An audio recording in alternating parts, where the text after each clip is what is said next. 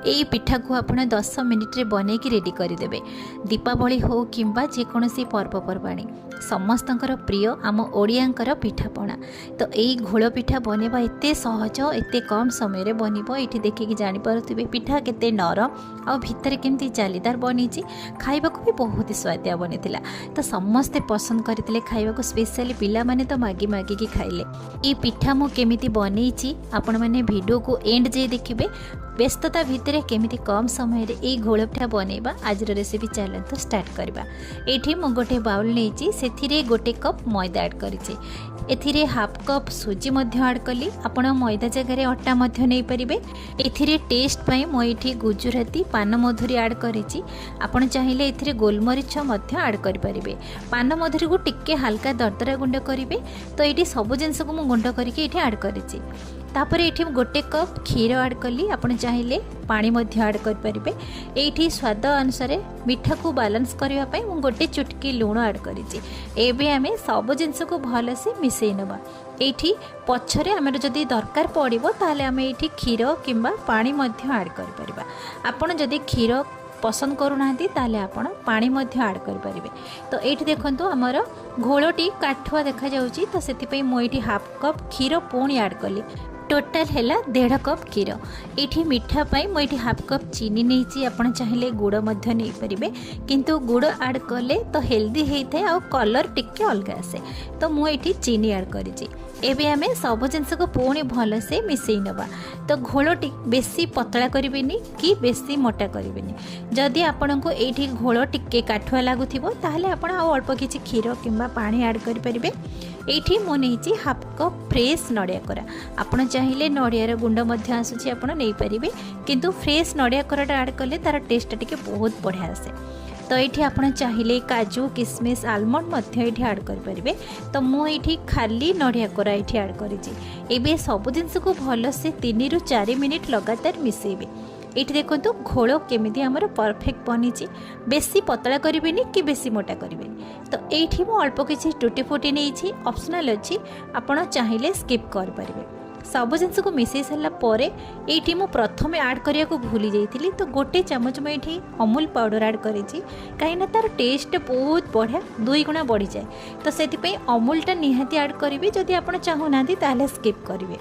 अमूल को भलसे मिसई सारापर ये आम 10 ରୁ 15 मिनिट ताको छाड़ीदबा रेस्ट पाई। जेहेतु सुजी ऐड कराई तो सुजी फुलवा को टिके टाइम लगी थाए। तो ये 10 मिनिट पर देखु आमर घोलटी परफेक्ट आमर बनिकी रेडी हो जाए। ये घोल को आपड़ जिते समय रेस्ट देवे ताको तो सेते स्पंजी नरम खाइबा को बहुत ही टेस्टी बनिबो। आउ जदि व्यस्तता भितर रोचंती ताहले जल्दी बनैबा को चाहूचंती ताहले एई प्रोसेस रे आपण निहाती बनै परिबे।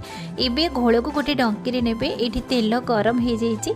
तो तेल गरम होला परे एई डंकी रे आपण घोल को एमती धीरे धीरे ऐड करिवे। आपण जदि बड़ बड़ साइज रे बनैबा को चाहूचंती ताहले अधिक घोल ऐड करिवे।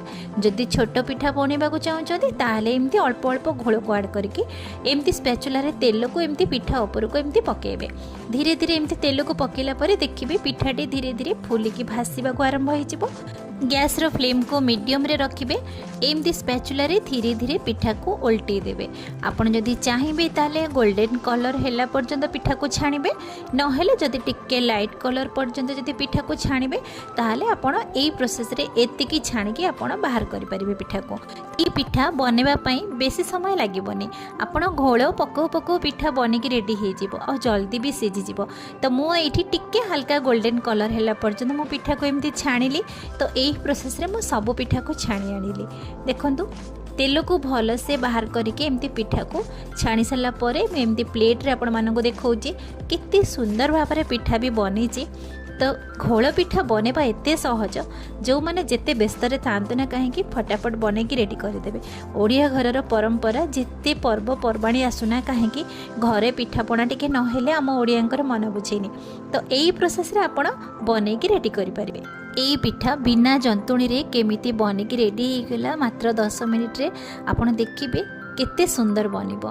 एई घोल पिठा खाइबा को एते टेस्टी आउ एते सुंदर भी देखा जाउची। देखंतु केते नरम भी बनिथिला आउ स्पंज भी बनिथिला। एई पिठा खाली पर्वपर्वाणी रे नुहे, आपण सब बेले बनै पारिबे ना। एठी पिठा जंतिबा को पड़िला ना नड़िया रो पूर बनेबा को पड़िला। मात्र घरे थिबा केतोटी सामग्री रे एई पिठा बनिक रेडी हो गला। पिला मानको टिफिन दवा पई तो मु तो कहबी एई पिठाटी सबठु बेस्ट। आपण मैदा जगह खाली अटा ऐड करके बनातु, देखिए पिला सब बेले खाइबे आउ मागी मागी की टिफिन नेबे। तो केमिति लागिला ओडिया घरर परंपरा आगको दीपावली आसुची। एई घोल पिठा आपण माननको जति निश्चित भाव पसंद आसीथिबो बिंदुरोसई चैनल को सब्सक्राइब करबा सहित लाइक कमेंट शेयर निश्चित भाव करेंगे। पुणी देखा नुआ वीडियो रे, से पर्यंत नमस्कार।